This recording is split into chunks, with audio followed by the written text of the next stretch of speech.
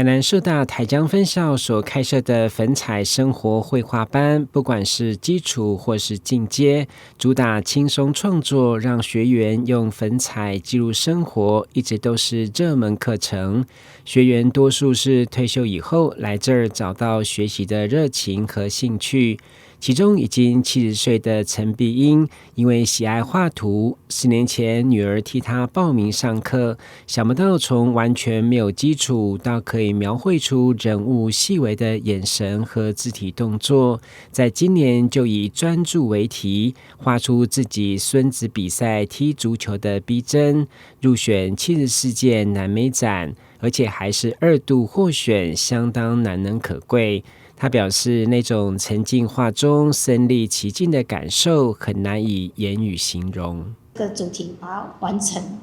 也是有一些就是好幾次都沒有畫成功，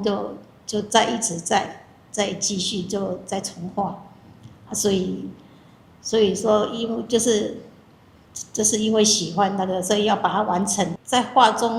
作中也是覺得說，像有參與到進入那個賽程賽事裡面，所以我就覺得說畫圖也是給我一個很大的收穫，就是說可以邊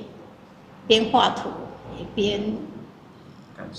受很多。面對班上學員從素人到登上南美展的舞台，老師也與有榮焉。除了鼓勵學員參賽自我挑戰，也帶動粉彩班的團隊進步。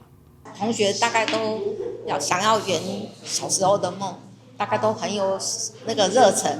所以他們來畫都是非常的努力。我畫一張，他們畫了好幾張。那這一次那個有同學得獎，上次他也得獎。